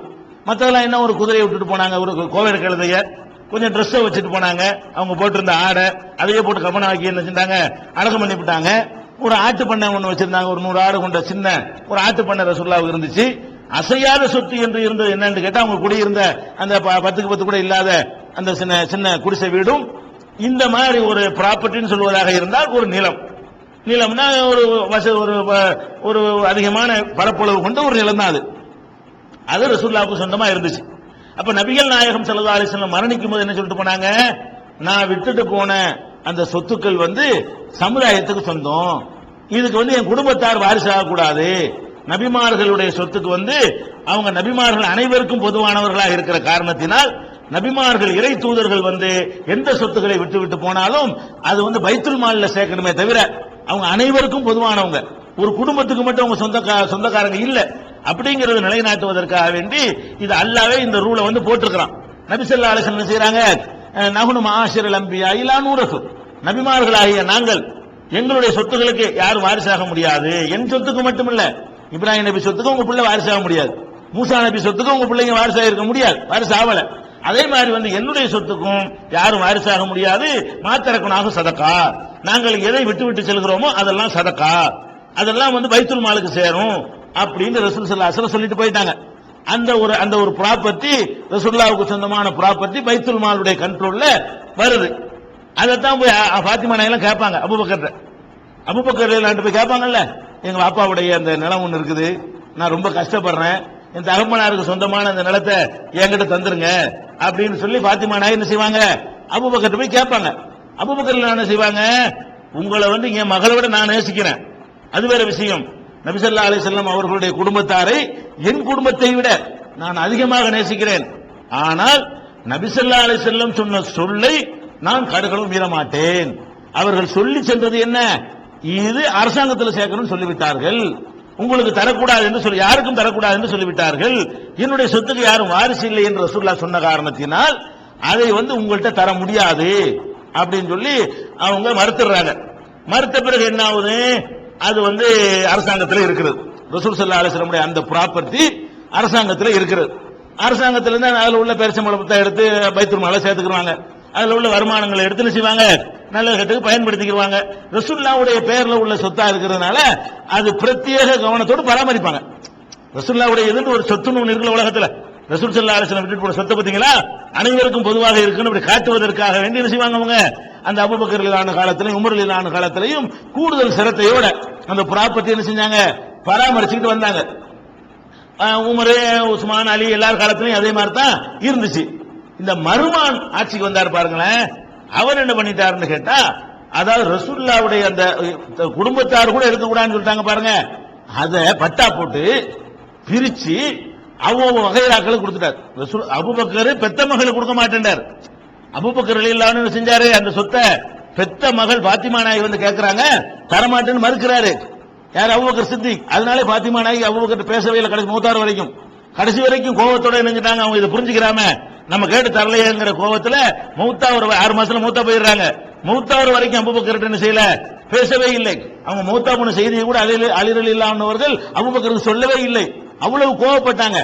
அப்படி ஒரு பிடிவாதமா இருந்த ஒரு சொத்த ப்ராப்பர்ட்டிய மருவான் என்ன பண்றாருன்னு கேட்டா, அவரை துண்டாக்கி பெரிய இடம்ல அதை உனக்கு ஒரு சென்ட், உனக்கு 5 சென்ட், உனக்கு 5 சென்ட் ஏதோ ஒரு கணக்குல துண்டு போடுறது, இடத்தை துண்டு போட்டு என்ன பண்ணிட்டாருன்னு கேட்டா, அதை அவங்களுடைய குடும்பத்தார்களுக்காக கொடுத்தார். இது சொத்துங்கிறதுக்காக அவர் கொடுக்க, அதையும் வழங்கிருந்தேன். ரசூலுல்லாஹ்வுக்கு சொந்தமான ஒண்ணு நம்மளுக்கு இருந்தா பரக்கத்தான், அப்படி இதை திருடுனா பரக்கத்தாகுமா, பரக்கத்து சேர்தான் ரசூலுல்லாஹ்வுடைய அவங்களா விரும்பி கொடுத்தா பரக்கத்தாகுமே தவிர, ரசூலுல்லாஹ் ஒரு நல்ல ஒரு பரக்கத்தான ஒரு ஆள் இருக்கான்னு வச்சு மனுஷன் பரக்கத்துன்னு சொல்ல இயலாது. ஒரு பேச்சு வச்சுக்கிறோமே, ரசூல் ஸல்லல்லாஹு அலைஹி வஸல்லம் உலகத்தில் வாழ்ந்துட்டு இருக்காங்க, அவங்க ஒரு போர்வை போத்திட்டு இருக்காங்க, ரசூலுல்லாஹ் போர்வை பரக்கத்து திருடிட்டு போலாமா? எப்ப பரக்கத்துன்னு எப்ப நீங்க சொல்ல, பரக்கத்துல இருந்தா கூட எப்ப பரக்கத்தாகும்? அது அவங்களா கூப்பிட்டு உங்களுக்கு தந்தா பறக்கத்தாவுமே தவிர களவண்டத்தை பறக்கத்தாவுமா? இவன் எந்த என்ன பண்றாங்க, ரசூலுல்லாஹ்வுடைய சொத்து என்பது நம்மளுக்கு கொஞ்சம் கொஞ்சம் இருக்கணும் அப்படிங்கிறதுக்காக என்ன பண்றாரு, மருமான் என்ன செய்யறாருன்னா அந்த பதக்கில் உள்ள அந்த ஏரியாவை வந்து பங்கு போட்டு தனக்கு ஒண்ணு வச்சுக்கிட்டாரு. அது மாதிரி எனக்கு ஒண்ணு தந்தாரு. உமர் இப்னு அப்துல் அசீஸ் சொல்றாரு மக்கள்கிட்ட, மக்களே இந்த பதக்கில் ஒரு சொத்து இருக்கு பாருங்க, அந்த சொத்தை வந்து மருவான் ஆட்சி காலத்தில் பங்கு போடும் பொழுது அதுல அவர் தனக்கு ஒண்ணு வச்சுக்கிட்டாரு, எனக்கு ஒண்ணு தந்தாரு. இதுக்கு முந்தி எனக்கு முந்தி மரணித்து விட்ட வலீது சுலைமான் 2 மன்னர்கள் இருக்கிறாங்களே அவங்களுக்கு கூட கொடுத்தாங்க. அந்த 2 பேரும் தங்கள் பங்கை எனக்கு தந்து விட்டார்கள். எனக்கு ஒரு பங்கு, எனக்கு முந்தி இறந்து போன சுலைமான் மன்னர் இருந்தாரு அவருக்கு ஒரு பங்கு, அவருக்கு முந்தி இறந்து போய்விட்ட வலீது இருந்தாரு அவருக்கு ஒரு பங்கு, அந்த 2 பேரும் அவங்க பங்கு எனக்கு தந்திருந்தார்கள் அப்படின்னு மக்கள்கிட்ட பேசுறாரு. மக்களே, இந்த சொத்து ரசூலுல்லாஹ்வுடைய சொத்து என்ற முறையில் இது மாதிரி எனக்கு விருப்பமான ஒன்று உலகத்தில் கிடையாது. ஏன், அல்லாஹ்வுடைய ரசூலுடைய ஒரு பயன்படுத்தின அவங்களுக்கு உரியது என்று சொல்லக்கூடியது என்னிடத்தில் இருந்தால் அது எவ்வளவு சந்தோஷமான ஒன்று. ஆனாலும் இதுக்கு மார்க்கத்தில் அனுமதி இல்லை என்ற காரணத்தினால், இது வந்து சட்டப்படி நாங்கள் எடுத்துக்கொள்ள கூடாது என்ற காரணத்தினால், இது அனைத்து முஸ்லிம்களுக்கும் பொது உடைமை என்ற காரணத்தினால் முதல்ல இந்த அநியாயத்திற்கு நான் பிராயச்சித்தம் செய்கிறேன். என்னுடைய அந்த பதக்கில் உள்ள சொத்துக்கள் பைத்துல் மால்ல சேரும். என்னுடைய மாத்திரம் சேராது, பனு உமையாக்கள் யாரெல்லாம் பங்கு போட்டு விட்டார்களோ அவ்வளவு பேர் இதையும் பிடிச்சு நான் சேர்த்துட்டேன். ஒரே உத்தரவுல என்ன பண்றாரு, பனு உமையாக்களுடைய கையில யார பங்கு வச்சாங்கல்ல மத்தவங்க எல்லாம் எல்லா பங்கையும் எடுத்து நினைஞ்சிட்டாரு. மரியாதையா இதுல யாரும் உரிமை கொண்டாடக்கூடாது. இனி அது பைத்துல் மால்ல தான் இருக்கும், அரசாங்கத்தினுடைய கருவூலத்தில் தான் இருக்கும். எந்த தனி மனிதனும் சொந்தம் கிடையாது, அதுக்கு கவர்மெண்ட் தான் சொந்தம் என்று அபூபக்கர் காலத்தில் இருந்த அந்த பழைய நிலைக்கு இதை வந்து ஃபர்ஸ்ட் என்ன செய்யறாரு, உமர் இப்னு அப்துல் அசீஸ் அவர்கள் கொண்டு வருகிறார். அது ஒரு செஞ்ச வேலை. அடுத்து என்ன பண்றாரு, பனு உமையாக்கள் எல்லாம் கூப்பிடுறாரு. ஒரு மன்னர் இருந்தாருன்னு வைங்களேன், அவர் மட்டும் சம்பாதிக்க மாட்டாரு, மாமா மச்சான் சித்தப்பன் பெரியப்பன் எல்லாத்தையும் கூப்பிட்டு வச்சு பங்கு வச்சு கொடுத்துருவாங்க. அந்த சுரண்டது ஊழல் பண்றது எல்லாத்துலயும் எனக்கு எல்லாருக்கும் பங்கு இருக்கும். இன்னைக்கு கூட போய் பாத்தீங்கன்னா மன்னராட்சி நடக்கக்கூடிய நாடுகள்ல மன்னர் குடும்பங்கள் ஒரு 74 அரண்மனை இருக்கிறது பார்க்கலாம், பேலஸ் இருக்கும், 74 பேலஸ் இருக்கும். ஏன், இவர் மன்னனுக்கு சித்தப்பா, சித்தப்பாவுக்கு முத்தாப்பா, முத்தாப்பாக்கு பேரன்னு சொல்லுவாங்க. இப்படி எல்லாம் சுத்தி கிட்டி 50 பேருக்கு என்ன செய்வோம், ஆளுக்கு ஒரு அரண்மனையை வச்சுக்கிட்டு இருக்கிற காட்சியை பாக்குறோம். உடனே என்ன பண்றாரு, ஒரு கெடு தர்றேன், பனு உமையாக்களை சேர்ந்தவர்கள், பிரமுகர்கள், முக்கியஸ்தர்கள் யாரெல்லாம் அநீதியான முறையில சொத்துக்களை கையில் எடுத்திருக்கிறீர்களோ மரியாதையாக அரசாங்கத்தினுடைய எடுத்தால் அரசாங்கத்தில் கொடுத்து விடுங்கள், தனியாரிடத்தில் பறித்திருந்தால் தனியா முதல்ல சீர்திருத்தம் தான் பண்றாரு. நிர்வாகம் என்ன செய்யறார், முதல் வேலையை தவறுகளை சரி பண்றாரு. அதனால இவர் நிற்கிறார் வரலாற்றில். இவர் பாட்டுக்கு அப்படியே ஆட்சி எனக்கு சும்மா இருக்குன்னு சொல்லிட்டு போயிட்டு இருக்கலாம். வந்து உட்கார்ந்து என்ன பண்றாரு, இத்தனை வருஷமாக ஒரு 80-75 ஆண்டுகளாக செய்யப்பட்ட தவறுகளை எல்லாம் நம்ம உட்கார்ந்து 70 ஆண்டுகள் வச்சுக்கலாம். 70 ஆண்டுகளாக செய்யப்பட்ட தவறுகள் அத்தனையும் நம்ம சரி பண்ணுவோம் அப்படின்னு 70 ஆண்டு ஊறி போன தவறுகளை எல்லாம் ஒண்ணா சரி செய்யறாரு. எல்லாத்தையும் நினைஞ்சிட்டாரு. அத வந்து எல்லாத்தையும் கூப்பிடுறாரு. ஒரு நாள் மஷூராண்டு குடும்பத்தாரெல்லாம், மன்னர் குடும்பம்லாம் வந்துட்டாங்க. அவங்கள்ட்ட சொல்றாரு, இப்ப நான் ஒரு பொறுப்பை ஏற்றிருக்கிறேன், இதுக்கு நான் தான் அல்லாட்ட நீங்க சொல்ல போறது இல்ல, இந்த சுமைக்கு நான் சரியா நடக்கலன்னா பதில் நான் தான் அல்லாட்ட சொல்லணும். என் சொல்லை கேட்டு நீங்கள் சொத்துக்களை அவரவருக்கு உரிய சொத்தை அவரவர்கிட்டையும் அரசாங்கத்துக்கு சொந்தமான சொத்தை அரசாங்கத்தில் ஒப்படைப்பீர்களேயானால் நான் இதுல நீடிக்கிறேன். இல்லன்னா நீங்க யாரை வேணாலும் வச்சுக்கிறீங்க, நான் பாட்டுக்கு மக்காவுல போய் தங்கி நான் பாட்டு தவாப்பு செஞ்சுக்கிட்டு அங்கே காலத்தை கழிச்சிருவேன், எனக்கு தேவையில்லை அப்படின்னு சொல்லி போடுறாரு. அந்த நேரத்தில் வேற யாரு ஏத்துக்கொண்டாலும் நிக்காது அப்படிங்கிற ஒரு நிலைமை. அதனால என்ன பண்றாங்க, எல்லாருமே பல விதத்திலே முக்கியமான ஆட்களை விட்டுலாம் வந்து அவங்க வந்து சமரசம் பண்ணி பாக்குறாங்க, பேச்சு பாக்குறாங்க. ஒண்ணுக்கு ஒரு மசிய மாட்டேங்கிறார். சொன்னா சொன்னதான் கொடுத்து ஆகணுங்கிறார். அதே மாதிரி கொடுக்க மறுத்த தன்னுடைய குடும்பத்தாரிடம் இருந்தெல்லாம் ஒவ்வொருத்தரும் வந்து முறையிடுவான். இந்த மாதிரி பண்ணிட்டான், உங்க மாமனார் ஒருத்தர், உங்க மாமனாருக்கு பேர அந்த மாதிரி பண்ணிவிட்டான், உங்க சித்தப்பனுக்கு அண்ணன் இப்படி பண்ணிவிட்டான் வந்து சொல்லுவாங்க. உடனே கூப்பிடுவாரு, என்ன நடப்பண்ண உண்மையா, முதல் மரியாதையை கொடு. அந்த மாதிரி நினைஞ்சார். தன் குடும்பத்தார்கள் செய்த, உமையாக்கள் செய்த எல்லா விதமான பொருளாதார அநீதிகளுக்கும் அவர் வந்து நியாயம் வழங்கினார். அதனாலதான் அவர் வரலாற்றில் நிற்கிறார்னு சொன்னோம், சிறந்த ஆட்சியாளர்னு சொல்றோம். அதே மாதிரி வந்து அவர் ஒரு மோதிரம் அணிந்திருந்தார் ஆட்சிக்கு வந்த உடனே. அதான் ஞாபகத்துக்கு வருது. அப்போ வந்து அவர் மறுக்கல, அவர் அந்த நேரத்தில் மறுக்க இயலாது. வலீது ஆட்சியில் இருக்கும் பொழுது அவர் ஒரு அன்பளிப்பாக என்ன செய்யறாரு, இந்த மோதிரத்துக்கு அவர்கிட்ட கொடுக்கிறார். வலீது வந்து ஜனாதிபதியா இருக்கும் பொழுது அவர் சொந்தக்காரர் தானே இவரு. அந்த வகையில் என்ன செய்யறாரு, இந்த ஒரு மோதிரத்தை கொடுக்கிறாரு. விலை உயர்ந்த ஒரு மோதிரம். அது என்ன மோதிரங்கிறீங்க? அது ஜக்காத்தா பைத்துல் மாலுக்கு வந்தெல்லாம் தூக்கி கொடுக்கிறாரு. காசு கொடுத்து வாங்கி கொடுக்கல, வழி தெளிவு கொடுக்கிறாரு. நல்ல மோதிரமா இருக்குது, இந்த இது நீ வச்சுக்க. இவர் ஜக்காத்து வாங்க தகுதி உள்ள ஆள் கிடையாது, இவர் வசதியான ஒரு ஆளு, இவர் அதை வாங்கக்கூடாது. அப்ப நம்ம திருப்பி கொடுத்தோம்னு சொன்னாலும் வேற யாருக்காக தான் போவோம் அப்படின்னு அப்போதைக்கு வாங்கிக்கிட்டாரு. வந்தவன் என்ன பண்றாரு, இந்த பாருங்க அந்த மோதிரம், விலை உயர்ந்த மோதிரம், இதை வலிது அநியாயமான முறையில் எனக்கு தந்தார் சொல்றாரு. இந்த வலிது என்னுடைய சித்தப்பா இது அநியாயமான முறையில் எனக்கு தந்தார், அதையும் நான் பைத்துல் மால்ல இதை ஒப்படைக்கிறேன். ஒரு மோதிரம் வரைக்கும் ஒண்ணு கூட தொடக்கூடாது என்பதில் நினைஞ்சாரு, உறுதியாக இருந்தார். அந்த எந்த அளவுக்கு உறுதியாக இருந்தார் கேட்டா, அவருடைய ஒரு நாள் கொஞ்சம் வெந்நீர் வேணும்னு கேட்கிறார். ஊழியத்தை வெந்நீர் உடனே கொண்டு வர்றாங்க. அது என்ன இவ்வளவு சீக்கிரம் கொண்டு வந்துட்ட வெந்நீர் அப்படின்னு கேட்கிறாரு. இல்ல இங்க அரசாங்க கருவூலத்தில் உள்ள சமையலற வீட்டுல போய் எடுத்துட்டு சொல்றாரு. அவரு வேலையாளுக்கு புரியாம என்ன பண்ணிட்டாரு, இங்கே போய் வெந்நீர் எடுத்துட்டு வந்தாரு. அவர் எங்க அலுவலகம் இருக்குதோ அங்க போய் வெந்நீர் கொண்டு வர்றாரு.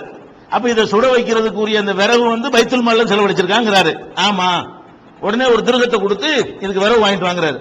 இந்த விறவை கொண்டு பைத்துல் மால்ல சேர்த்துரு. இனிமே வெந்நீர் கேட்டா எங்க வீட்டுல போட்டு எடுத்துடணும். இனிமேல் நான் வெந்நீர் கேட்டேனையானால் அந்த வெந்நீரை கொதிக்க வைக்கிற விறகு இருக்குத, அதை நான் திங்கிறதுக்கு எனக்கு ஹலால் இல்லை. பைத்துல் மால்ல உள்ள காசை நான் தொடுவதற்கு எனக்கு ஹலால் இல்லை. அது ஏழைகளுக்கு சொந்தமானது, அரசாங்கத்துக்கு சொந்தமானது, எனக்கு அதை தரக்கூடாதுன்னு சொல்லி வெண்ணி போட்டதுக்கு விறகு கொடுத்தாலும் பார்க்க முடியுமா? அதாவது பர்ஃபெக்டான, நம்ம அப்படியே ஒரு வியந்து போறோம். எப்படி இந்த மனுஷன் இப்படி இருந்தாரு, யாருமே உளுந்துருவோமுங்க. ஒரு வார்டு பதவி நாலு காண போயிடுறாங்களா, பாக்குறோமா இல்ல? மனுஷனை இந்த பதவி என்பது எப்படி எல்லாம் மாத்துது. நல்லா இருந்த ஒருத்தனை கெடுக்கிறது பதவி. பதவி ஒருத்தனை மாத்துமா, நல்லவனா மாத்துமா? நம்ம பார்த்து வரலாறுல பார்த்ததே கிடையாதுங்க. நல்லா இருக்கிறாலும் கெடுக்கும். சும்மா அழகான மனுஷனா இருப்பான், அவன் எதையாவது ஒரு சனிகள் நுழைஞ்சு ஒரு வார்டு எம்எல்ஏ எம்பி அல்லது வாரியம் அது இதுன்னு எதையாவது ஒரு இளவு கொடுத்தாங்கன்னு வைங்க, அவ அதுக்கப்புறம் ஒரு வேற ஆளை மாறி போயிருவா. இவன் தானே அவன் நினைக்கிற மாதிரி இருக்கும். அப்படி மாறானா இல்லையா? இவன் அப்படி நேற்று பார்த்தோம், அந்த ஆள் தானே இவன் என்கிற மாதிரி அவனுடைய டோட்டல் கேரக்டரே மாறி போறதை பாக்குறீங்களே. இந்த ஆள்கிட்ட ஒரு மாற்றம் என்ன மாற்றம், உள்டாவா மாற்றம் வருது. ஏற்கனவே வாங்கினா திருப்பி கொடுக்குறாருன்னு பாருங்களா. ஏற்கனவே வாங்கிட்டாரு மோதிரத்தை, அது திருப்பி கொடுக்கிறாரு. ஏற்கனவே பதக்கடைய சொத்தை வாங்கிட்டாரு, இப்ப திருப்பி கொடுக்கிறார். அதாவது எல்லாமே ஆட்சிக்கு வந்த பிறகு தலைகீழ் மாற்றம் இவரிடத்துல ஏற்படுவதை பார்க்கிறோம். அதே மாதிரி இறைச்சி வாங்கி வச்சிருக்கிறாரு. இதை பொரிச்சு எடுத்துட்டு வாங்குறாரு. பொரிச்சு எடுத்துட்டு வாங்க என்னது, வீட்டுல போய் எடுத்துட்டு வரணும், அங்க பொரிச்சுட்டு வந்தாரு. அது வேற ஒரு ஊழியர் என்ன பண்ணாரு, ஏதாவது அவ்வளவு சீக்கிரம் வந்துட்டு அதே மாதிரி கேட்கிறாரு, இந்த தானே இருக்கு பொரிச்சுட்டு வந்துட்டேன். பைத்துல் மால்லையா? ஆமா, பைத்துல் மால்ல சமையலரே கட்டி வச்சிருந்தாரு, யாரும் வேணாலும் சாப்பிட்டு போலாம். அந்த மாதிரி சமையல் நடந்துகிட்டே இருக்கும், வர்றவங்க எல்லாம் சாப்பாடு போட்டுட்டே இருப்பாங்க. அந்த ஒரு சத்தன மாதிரி அந்த மாதிரி பண்ணி கொண்டிருந்தார். அதுதான் எடுத்துட்டு வந்தோடனே, அப்ப நீனே சாப்பிட்டுருது, உனக்கு தான் இது தகுதியானது. பைத்துல் மால்லுடைய பொருள்ல பொரிச்சதா இருந்தா உன்னை மாதிரி ஊழியர்கள் சாப்பிடலாமே தவிர என்னை மாதிரி ஆளுக்கு என்ன செய்ய முடியாதத சாப்பிட முடியாதுன்னு சொல்லிட்டு நீனே எடுத்துக்க நான் அவர்கிட்ட கொடுத்த தொட மாட்டேன்றாரு. இப்படி தெரிஞ்சு அவருக்கு சின்ன சின்ன விஷயங்கள்ல எல்லாம் என்ன செய்யறாரு, கண்காணிப்பா இருக்கிறார். அதே மாதிரி அவருடைய குடும்பத்தை சேர்ந்த சில முக்கியமான பிரமுகர்கள் அவருக்காக அன்பளிப்பு கொடுத்து விடுவாங்க. அவர் பனு உமையாக்களை சேர்ந்தவர்கள் என்ன செய்வாங்க, அவருக்கு ஏதாவது ஒரு அன்பளிப்பு கொடுப்பாங்க. அவ உதாரணமா எடுத்த ஒரு ஆப்பிள் வருது, ஒரு ஆப்பிள் அன்பளிப்பா வருது. ஆப்பிள் அன்பளிப்பு பெரிய விஷயமா நினைக்க கூடாது. அந்த காலத்தில் அந்த நாட்டில் அந்த காலத்தில் அந்த சிச்சுவேஷன்ல அது ஒரு பெரிய சாமான் தான். ஏன், அது பாலைவனம், அங்க இதெல்லாம் முளைக்காது. ஆப்பிள்லாம் வர்றாங்க அப்படி ஃபாரின்ல வெளிநாட்டுல இருந்து என்ன செய்யணும் வரணும். அப்படி ஒண்ணு வந்துச்சுன்னா ஒரு பெரிய அதிசயமான பெரிய பாக்கியம். அது ஒரு 1000 ரூபாய் 10,000 ரூபாய் கொடுக்குற மாதிரி விஷயம். ரூபா கூட கிடைச்சி போயிடும். ஆப்பிள் கிடைக்குமா இன்னைக்கு சீசன் நிலையுது, அரை மணி நேரத்தில் அங்கே இறங்கிறது, அது ஒரு விஷயம். அன்றைக்கு அப்படி ஒண்ணு ஒரு அன்பளிப்பா கொடுக்க நினைச்சாங்கன்னா எதை கொடுப்பாங்க, இந்த மாதிரி கிடைக்காத மன்னர் நினைச்சாலும் வாங்க முடியாதுங்க. யாராவது வெளியூருக்கு போயிட்டு வந்தா தான் வாங்க இயலுமே தவிர இவர் மன்னருங்கிறதுக்காக இறக்குமதியா பண்ண விமானமா உடையல் அந்த காலத்துல இவர் ஆசைப்பட்டா கூட அந்த பொருள் கிடைக்காதுல. இப்படி யாராவது வெளியூர்ல இருந்து வரக்கூடியவங்க அதை பக்குவப்படுத்தி அதை வாங்கிட்டு வந்தா தான் அது நல்ல ரேட்டுக்கு விற்கும். ஆப்பிள் கொண்டாந்து அவங்க சொந்தக்காரவ அன்பளிப்பு கொடுக்குறாங்க. ஆப்பிள் பெருமானமான அந்த காலத்துல அதை வாங்கி என்ன செய்யறாரு, நீ வச்சு உருட்டி பார்த்துட்டு கொண்டே கொடுத்துருந்தா தந்தவன்ட்டே கொடு அப்படிங்கிறாரு. ஏங்க ரசூல்லா தான் அன்பளிப்பு எல்லாம் வாங்கி இருக்கிறாங்களே, மக்கள் கேட்கிறாங்க, கூடியிருந்தவங்க கேட்கிறாங்க, அன்பளிப்பு ஒருத்தன் கொடுக்குறான், ஒரு ஆப்பிள் வாங்கி சாப்பிட வேண்டியதானே, அப்படி உருட்டி பார்த்துட்டு எதுக்கு நீங்க திருப்பி கொடுக்குறீங்க? அவர் என்ன சொல்றாரு, அன்பளிப்பு வாங்கலாம். அவர் சொல்றாரு, இன்னல் ஹதியத்தை காணத்தில் ரசூலுல்லாஹி ஸல்லல்லாஹு அலைஹி வஸல்லம் ஹதியத்தன் அம்மா நஹனு ஃபஹியலனா ரிஷ்வா. நபிகள் நாயகம் ஸல்லல்லாஹு அலைஹி வஸல்லம் காலத்தில் கொடுக்கப்பட்ட அன்பளிப்பு இருக்குதே, அது அன்பளிப்புக்காக கொடுக்கப்பட்டுச்சு. இப்ப நமக்கு தரப்படுவதெல்லாம் லஞ்சம். ஏதோ நம்மள்ட்ட சாதிக்கிறது, இதை கொடுத்து நாளைக்கு வருவான், இந்த ஆப்பிள வாங்கிக்கிட்டா நாளைக்கு என்ன செய்வான், ஒரு பேப்பர் கொண்டுட்டு வருவான், இதை கையெழுத்து போடுங்கம்மா, ஒரு இடத்த காட்டி எனக்கு பட்டா கொடுத்தாங்கன்னு கேட்பான். நாங்க இப்ப வாங்குற எங்களுக்கு தர இந்த அன்பளிப்பு அன்பளிப்பு இல்ல, எங்கள்கிட்ட இருந்து சாதிக்கிறதுக்காக கொடுக்கிற அட்வான்ஸ் லஞ்சம். ரசூலுல்லாஹ் கொடுத்த அன்பளிப்பு வாங்கிட்டாங்கன்னா அப்படியே அவங்க தர்றாங்க. நான் அந்த உமர் இப்னு அப்துல் அசீஸ் மன்னர் இல்லாட்டி தருவாங்களா கேட்கிறாரு. நான் இப்ப ஜனாதிபதியா இல்ல, இந்த ஆப்பிள் எனக்கா வந்திருக்கு, வேற எவன் அந்த சீட்ல இருக்க அவனுக்கு தானே போயிருக்கு. அப்ப இது அப்துல் அசீஸுக்கு, உமர் இப்னு அப்துல் அசீஸுக்கு வந்தது இல்ல, இந்த சீட்டுக்காக வருது. ஏன் சீட்டுக்காக வருது? சாதிக்கிறதுக்காக வேண்டி, ஏதாவது சாதிச்சுக்கலாம், காரியம் சாதிக்கிறதுக்காக வந்திருக்குது அப்படின்னு சொல்லி அன்பளிப்புகளை எல்லாம் என்ன செய்யறாரு, அதையெல்லாம் ரிஜெக்ட் பண்றாரு. இப்படி அன்பளிப்போட வாங்க மாட்டாரு யார்ட்டையும். மார்க்கத்தில் அனுமதி இருந்தாலும் இது அன்பளிப்பு எது, இந்த லஞ்சமா கொடுக்கிறது எது. இப்ப நம்ம எல்லாம் வரதட்சணை நியாயப்படுத்த அன்பளிப்பா தந்தாங்க. நம்ம என்ன பண்றோம், பொம்பளை வீட்டுல வரதட்சணை வாங்குறோம், நாங்களா கேட்டோம், அவ்வளவுதான் தந்தாங்க அப்படிங்கிறாங்க. லஞ்சம் வாங்குறவங்க என்ன செய்யறான், ஒரு காரியத்தை முடிச்சு கொடுக்குறோம், சந்தோஷமா எங்களுக்கு தர்றாங்க, வாங்கினா தப்பான்னு கேட்கறான். லஞ்சத்தையே நம்ம சாதாரண ஒரு மேட்டராக்கி இது அன்பளிப்பு, இது ஒரு கோரிக்கையெல்லாம் வைக்கவே இல்லை, இனிமே வச்சிருவான்னு பயந்துட்டு மறுக்கிறார்.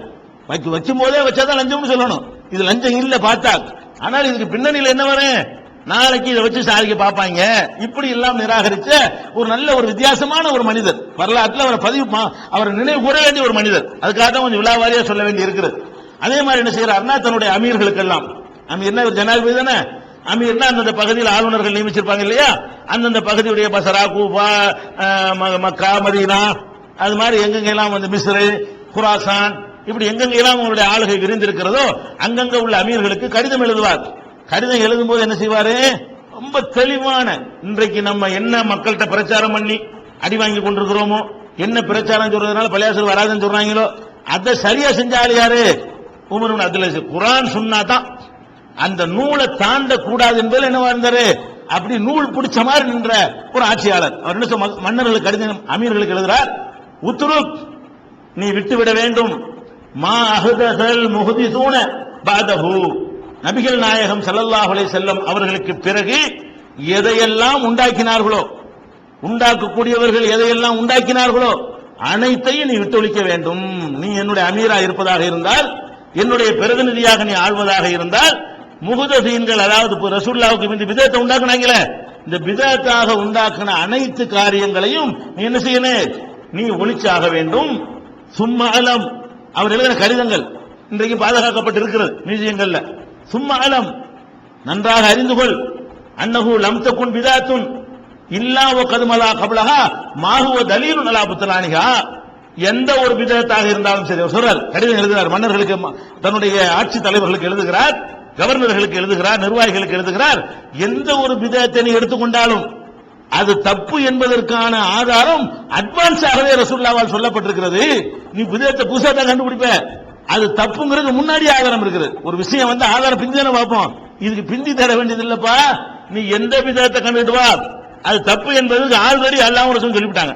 அப்ப ஆல்ரெடி அட்வான்ஸ் ஆன ஆதாரம், எந்த பிதத்து உருவானாலும் சரி, அது என்ன அர்த்தம், குல்ல முஹதஸத்தின் பிதா, புதுசா உண்டாக்கப்பட்ட ஒவ்வொன்றும் பிதத்து, குல்ல பிதத்தில் லலாலா, ஒவ்வொரு பிதத்துகளும் வழிகேடு, குல்ல லலாலத்தின் பின்னார், ஒவ்வொரு வழிகேடு நரகத்தில் சேர்க்கும், அட்வான்ஸ் ஆதாரம். அதே மாதிரி ரசூலுல்லாஹ் சொன்னாங்க, மன்ன ஹதத ஃபீ அம்ரினா மா லைஸ மின்ஹு ஃபஹுவ ரத்துன், யார் ஒருத்தன் இந்த மார்க்கத்தில் இல்லாத ஒன்று அவனா உருவாக்கி கொள்கிறான், அது நிராகரிக்கப்படும் அப்படின்னு சொன்னாங்க. மன் அமில அமலன் லைஸ அலைஹி அம்ருனா ஃபஹுவ ரத்துன், நமது உத்தரவு இல்லாமல் ஒரு காரியத்தை யாராவது செய்வானே ஆனால் அதுவும் நிராகரிக்கப்படும் சொன்னார்கள். இதெல்லாம் அட்வான்ஸான ஆதாரங்கள். அது மாதிரி இன்றைய தினம் மார்க்கத்தை பூர்த்தியாக்கி விட்டு நல்லா சொல்லிட்டான், அப்புறம் என்ன புதுசு உண்டாக்குறீங்க, அதுதான் சொல்றாரு அவரு. அடே நீ என்ன பிதத்தை வேணாலும் உண்டாக்கு, இது தப்பு என்பதற்கு அட்வான்ஸா ரசூலுல்லாஹ் சொல்லிட்டு போயிட்டாங்க. எப்படி நீ உண்டாக்குவ, உண்டாக்க கூடாதீங்க, பிதத்துகளை நுழைய விடக்கூடாது. என்னுடைய ஆட்சியில் நினைச்ச கூடாது, ஒரு 10 வருஷம் இருந்தானே தொடச்சு எடுத்துப்பார். அல்ல அப்படி சொல்லக்கூடாது, விதி எல்லாம் நான் நடக்கு. இவர் ரொம்ப குறைந்த காலம், அவ்வளவு போல்ட் அனுப்பிச்சாரு, எல்லா நடவடிக்கையும் இருக்கிறார். அலைக்க லுசூமு சுன்னா, சுன்னத்தை நபி வழியை கடைபிடிப்பதுதான் உனக்கு கட்டாயம். ஏன் சொல்ல கேட்கிறது உனக்கு கட்டாயம் இல்லை, சுன்னத்தை கடைபிடிக்க வேண்டும் என்று உமராக்களுக்கு எல்லாம் என்ன செய்யறாரு, கடிதம் எழுதுகிறார். அந்த கடிதத்திலே குறிப்பிடுகிறார், இதா ஜாக்க கிதாபுன் மின்னி அலா கைரில் ஹக்கி ஃபதுரிபிஹில் அர்ல, நியாயமற்ற முறையில் அநியாயமான முறையில் என் தரப்பிலிருந்து உனக்கு ஒரு கடிதம் வந்தால் அதை தூக்கி மண்ணில் போட்டு வீசி எரிஞ்சிரு, என் கடிதத்தை நீ மதிக்காதேங்கிறார். அதாவது நான் எழுதியதாக உனக்கு ஒரு கடிதம் வருகிறது, அது எப்படிப்பட்ட கடிதமா இருக்கிறது, அவனை பிடிச்சு கொள்ளு, இவன் சொத்து அபகரிச்சுக்கன்னு சொல்லி ஏதோ ஒரு அநியாயமான ஒரு மேட்டர் அடங்கி இருக்கிறது. அநியாயமான ஹக்கு இல்லாத ஒரு விஷயத்தை சொல்லும் விதமாக என்னுடைய கடிதம் உனக்கு வந்தால் அந்த கடிதத்தை மண்ணுக்குள்ள போட்டு எரிஞ்சிரு. எதுக்கு சொல்றாரு? ஒண்ணு இவர் எழுத மாட்டார், அது ஒண்ணு. ரெண்டாவது என்ன பார்க்கிறோம்? ஏற்கனவே பார்த்தோம், உஸ்மான் ரலியல்லாஹு அன்ஹு பேரை பயன்படுத்தி ஒரு கடிதம் போகுது இல்லையா? இந்த மாதிரி ஒரு முன்னெச்சரிக்கை இருந்தா போகுமா? ஆல்ரெடி சொல்லி வச்சிருந்தோம் வைங்க, இது அவர் கடிதம் இல்லைன்றான். இவர் எழுதினா கூட இந்த கடிதம் போய் சேர்ந்தா கூட அவருடைய அமீர்கள் என்ன பண்ணுவாங்க? முதல்ல சொல்லிட்டாரு, இப்படி வந்தால் அவர் பேரை சொல்லி வந்தால் அவர் கடிதம் இல்ல. அப்ப அந்த அனுபவங்கள் அவர் என்ன செய்யறாரு? என் பேரை சொல்லி அநியாயம் செய்யற விதமா ஒரு கடிதம் வந்தால் உமர் இப்னு அப்துல் அசீஸ் சொல்லிட்டாருன்னு நினைக்காத, தூக்கி கடாசிரு, அதுக்கு எந்த மதிப்பு நீ கொடுக்காத அப்படின்னு சொல்லி ஏன் கடிதத்தை தூக்கி போடுங்கிறார். செய்தியை பார், அது குர்ஆன் சுன்னாவுக்கு உள்ளதா இருந்தா தான் நான் சொன்னேன்னு அர்த்தம். குர்ஆன் ஹதீஸுக்கு மாற்றமா இருந்துச்சுன்னு என் பேர்ல வருதா, தூக்கி போட்டுரு. நானே சொன்னாலும் கேட்காத, என் பேரை பயன்படுத்தி எவனும் தப்பா சொன்னாலும் கேட்காத, தூக்கி எறிஞ்சிரு அப்படிங்கிறாரு. அதே மாதிரி மக்கள், அதே மன்னர் உமராக்களுக்கு, அமீர்களுக்கு கடிதத்தில் குறிப்பிடுகிறாரு, இதா தஅத்துக குதுரத்துக்கு அலன் நாசி இல உல்மி ஃபதுகுர் குதுரத்தல்லாஹி அலைக்க. உனக்கு நீ பொறுப்பில் இருக்கும் பொழுது மக்களை விட உனக்கு வலிமை இருக்கிற காரணத்தினால் அவர்களுக்கு அநியாயம் செய்ய வேண்டும் என்று உன் மனசாட்சி உன்னை தூண்டினால், தூண்டும்ல, நான் யாரா, நான் ராஜா, நீ யாரா, நீ குடிமகன் வருமா இல்லையா? நான் ஒரு போலீஸ், நீ என்ன சாதாரண ஒரு ஆளு, இப்படி வருமா இல்லையா? நீ உன்னை அமீர் என்று இருக்கிற காரணத்தினால் அந்த பவரை வைத்துக் கொண்டு மக்களுக்கு அநியாயம் செஞ்சா என்ன அப்படின்னு உனக்கு தோன்றினால் குதுரத்தல்லாஹி அலைக்க, உன் மீது அல்லாஹ் சக்தி பெற்றிருக்கான், அதை நினைச்சு பாரு, விட்டுருவ, திருந்திக்கிருவ. ஆமா, நான் போல சக்தி பெற்றிருக்கேன் இவனை மிதிக்க போறேன், இவன் மீது நான் பெற்றிருக்கிற சக்தியை விட என் மீது அவன் பெற்றிருக்கிற சக்தி அதிகமாக இருக்குது. இவனை நான் என்ன செஞ்சிட முடியும்? 2 அடி அடிக்க முடியும், 4 மிதி மிதிக்க முடியும், கொஞ்சம் சொத்தை எடுத்துக்கிற முடியும், கடைசியா உசுர ஒரு தடவை எடுத்துட முடியும். இதனால உனக்கு செய்ய முடியும். உன் மீது அவன் பெற்றிருக்கிற சக்தி என்ன? எரிய எரிய கரிய கரிய புது தோலை மாத்தி மாத்தி உன்னை சாவம் விடாம வாழ விடாம லட்சோப வருஷங்களுக்கு உன்னை வறுக்க முடியுமே. அந்த குதிரத்தை நினைச்சு பாரு, நீ அநியாயம் பண்ண மாட்ட. இவர் ஏன் ஒழுங்கா நடந்த காரணம் வழங்குதா? இவர் என்ன நினைக்கிறாரு? நம்ம அமீருல் முஃமினீன் தான், நமக்கு சக்தி இருக்குதுதான், நமக்கு மேல அவனுக்கு நம்ம மேல வேற சக்தி இருக்குதுல, இப்படின்னு சொல்லி மக்களுக்கு என்ன செஞ்சாரு? அறிவுரை சொன்னார். அதே மாதிரி அவருடைய பையன் ஒருத்தன், சின்ன பையன், பையனோட பையன் விளையாடும் பொழுது விளையாட்டுல என்ன பண்ணுவாங்க? அடிச்சுக்குவாங்கல்ல. இன்னொரு பையன் பின்னி எடுத்து விட்டான், இவர் மோகன ரத்த காயத்தோட தூக்கிட்டு வர்றாங்க, அடிச்சவனையும் தூக்கிட்டு வர்றாங்க. ஜனாதிபதி பையனை அடிச்சு விட்டானா அப்படின்னு ஒரு அம்மா ஓடி வருது. ஓடி வந்தது, என் மோகன் தாங்க விட்டுருங்க, ஒரு அனாத பிள்ளை அப்படின்னு வாசல்ல இருந்து கத்துக்கிறது. கூப்பிட அந்த அம்மா வாங்குறாரு. அம்மா கூப்பிட்டு விட்டு, உனக்கு பைத்துல் மால்ல மாசம் மாசம் செலவுக்கு தர்றாங்களான்னு கேட்கிறாரு. இந்த பையனை மறந்துடுறாருங்க. அனாதைன்னு சொல்லுது. அனாதண்டா அதுக்குள்ள வேலையில முதல் செய்யணும். இந்த பையன் அனாதண்டா இவனுக்கு புருஷன் இல்லைன்னு அர்த்தம். இந்த பையன் அனாதண்டா என்ன அர்த்தம்? அவனுக்கு அப்பன் இல்ல, எனக்கு புருஷன் இல்ல, நான் தான் இதை பார்த்துட்டு இருக்கிறேன்னு அர்த்தம். இது சுமக்கிற என் பொறுப்புலப்ப. அனாதையா இருந்தா அதை சுமக்கிறது ஜனாதிபதி பொறுப்பு இல்லையா? உனக்கு ஏதாவது பைத்துல் மால்ல இருந்து வரதாமான்னு கேட்கிறாரு. இது மறந்துட்டு இல்லையே, ஒண்ணு ஆர்டர் பண்ணி மாசம் மாசம் அது கொடுத்துடணும், அவங்களுக்குள்ள தொகை கொடுத்துடணும். பொண்டாடி கத்துது அங்க இருந்து, என்னங்க நம்ம பையனை போட்டு அடிச்சிருக்கா, நீங்க அதை கேட்காம அந்த பொம்பளைக்கு இதை கொடுக்குறீங்க, நாளைக்கு ஒவ்வொருத்தனும் போட்டு அடிப்பானே. அவன் அனாதன்னு சொன்னாங்களே, காலையில் ஒழிச்சவனுக்கு பதில் அப்படின்னு சொல்றாரு. அந்த பையன் அனாதன்னு அந்த பொம்பளை சொல்ற, அப்புறம் என்ன பண்ண சொல்ற? அனாதைக்கு நம்ம தான் போ அப்படின்னு சொல்லிட்டு என்ன செய்யறாரு? இது ஒரு சின்ன விஷயமா எடுத்துக் கொள்கிறார். இப்படிலாம் செய்ய முடியுமா? ஒரு ராஜா செய்வானா? ஒரு மன்னர் செய்வானா? அப்ப இது ரொம்ப டிஃபரெண்ட், எல்லா வகையிலும் வித்தியாசமான ஒரு மனிதராக இருக்கிறார்.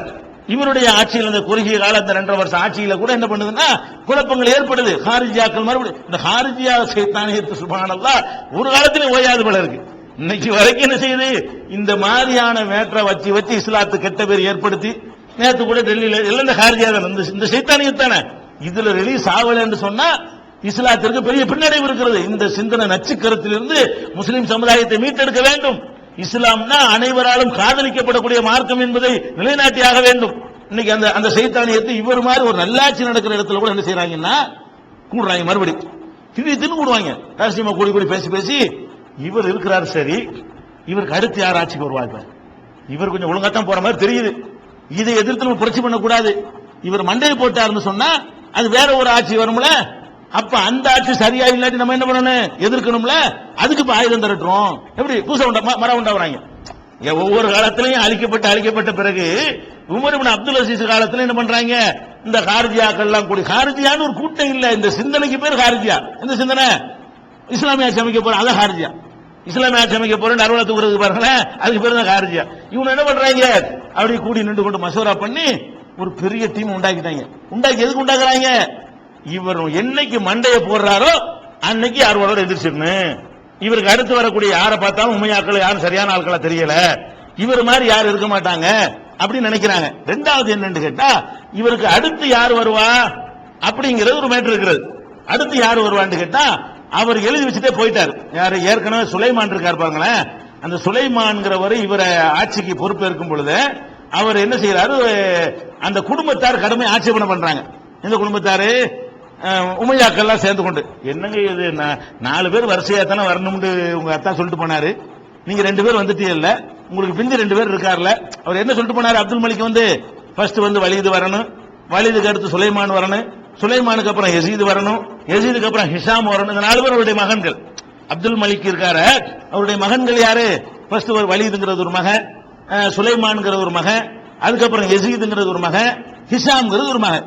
இந்த 4 பேர் தான் ஆட்சிக்கு வரணும். அவர் என்ன செஞ்சாரு? அவர் எழுதிட்டு போனாரு அப்துல் மலிக். ஆனா அப்துல் மலிக் பிறகு ஆட்சிக்கு வந்த வலிது வந்து ஒழுங்கு ஆட்சிக்கு வந்துட்டார் எழுதினபடி. ரெண்டாவது சுலைமான் ஆட்சிக்கு வந்துட்டாரு. சுலைமானுக்கு அடுத்து யார் வரணும்? முறைப்படி அந்த எழுத்துப்படி யசீது வரணும். யசீது மூத்தா போனது உமர் இப்னு அப்துல் அசீஸ் வர முடியாது. இடையில இவர் சொருவும் போது குடும்பத்தாரெல்லாம் அப்ஜெக்ஷன் பண்றாங்க. அப்ப என்ன பண்றாரு? இப்ப அவங்களை திருப்திப்படுத்துறதுக்காக வேண்டி உமர் இப்னு அப்துல் அசீஸை மட்டும் இடையில நுழைச்சிக்கிறேன், அவர் மட்டும் இடையில வச்சுக்கிறோம். அது அவர் போயிட்டாருன்னா பழையபடி என்ன செய்யட்டும்?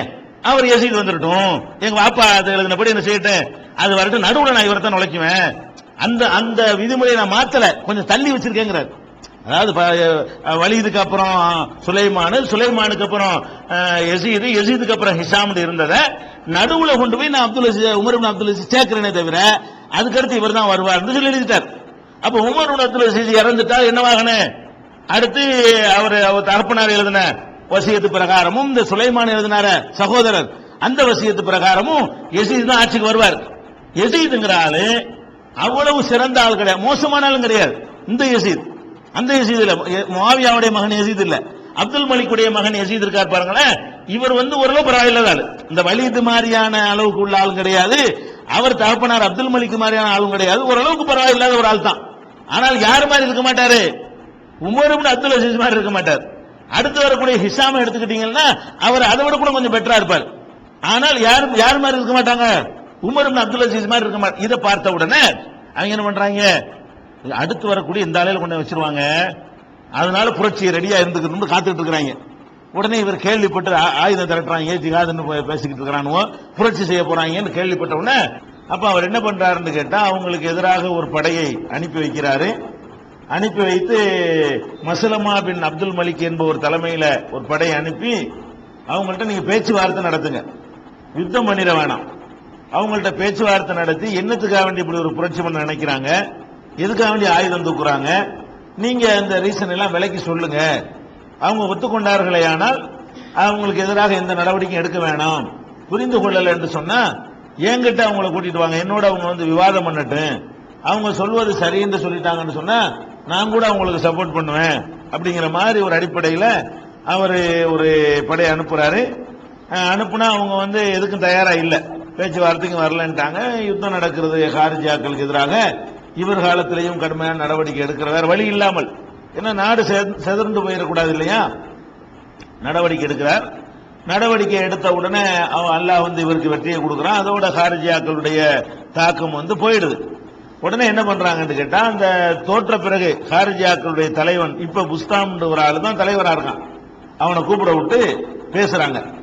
நீங்க எதுக்காக வேண்டிய ஆயுதம் தூக்குற, ஒரு ஒழுங்கா நாடு இருக்குமே இது கெடுக்க பாக்குற, இது நல்லதா என்றெல்லாம் அவங்க பல விதமா அந்த ஆள்கிட்ட பேசும் பொழுது அவர் என்ன சொல்றாருன்னு கேட்டா, நீங்க ஆட்சியில் இருக்கிறத பொறுத்த வரைக்கும் நல்ல முறையில் பண்றீங்க, அதை எதிர்க்க வேண்டிய அவசியம் இல்லை.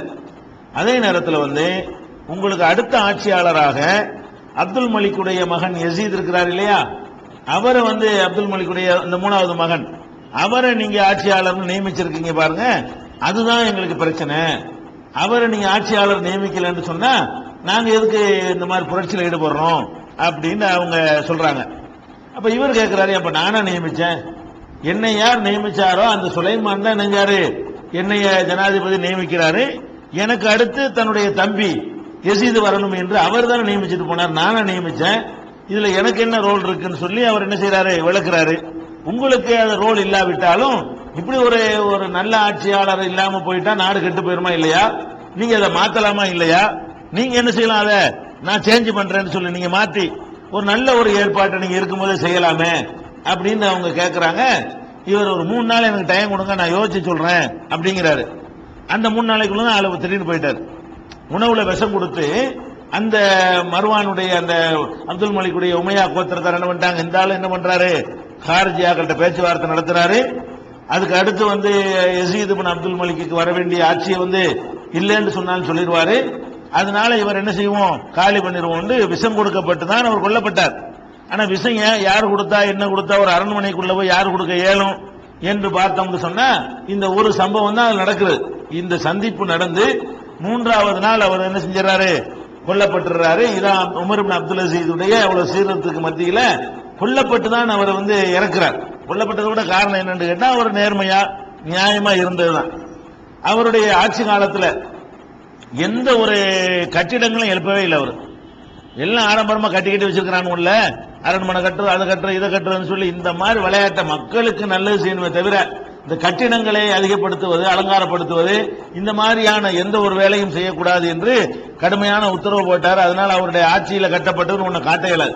இதான் உமர் இப்னு அப்துல் அசீஸ் காலத்தில் கட்டப்பட்ட பள்ளி, அவங்க காலத்தில் கட்டப்பட்ட அரண்மனை என்றெல்லாம் ஒன்றையும் காட்ட இயலாது. ஏன்னா மக்களுடைய வரிப்பணத்தை இந்த மாதிரி எல்லாம் செய்யக்கூடாது அப்படிங்கிறதுல ரொம்ப கவனமாக இருந்தார். அந்த வகையில உமர் இப்னு அப்துல் அசீஸுடைய ஆட்சி ரொம்ப இஸ்லாமிய சமுதாயத்தினுடைய பொற்காலம் என்று சொல்லத்தக்க அளவில் இருந்தது. அவருடைய ஆட்சி காலத்தில் தான் ஹசன் பஸ்ரி, இயாஸ் இப்னு முஆவியா, ஷுஅபி இமாம் சொல்றமா இவங்க இந்த மாதிரி ஆட்களையா பொறுக்கி எடுத்து நீதிபதிகளாக நியமிக்கிறார். நீதிமான்களா இருக்கிறதா இருந்தா இந்த மாதிரி ஆட்கள் தான் வேணும், ஹசன் பஸ்ரி தான் நீதிபதியா இருக்கணும் அப்படிங்கிறாரு. அவர் மறுத்துறாரு. அப்புறமேல இயாஸ் இப்னு முஆவியாங்கிறவர் ஏற்கனவே சொல்லியிருக்கணும்ல, இந்த சமுதாயத்தில் பெரிய அறிவாளின்னு ஒருத்தர் இருக்கிறாருன்னா அவர் தான் சொன்ன பாருங்க, ஹஜ்ஜாஜும் அவரும் ஈக்குவலான அறிவு உள்ளவங்க. அந்த இயாஸ் இப்னு முஆவியா போன்றவர்களை எல்லாம் தன்னுடைய ஆளுகையில ஒவ்வொரு பகுதியிலும் நீதிபதியாக நியமித்தார். நல்லவங்களையா பொறுக்கி பொறுக்கி பொறுக்கி அழகான முறையில் இணைஞ்சாரு ஆட்சி அமைத்து விட்டு குறுகிய காலத்தில் அவர் போய்விட்டார்.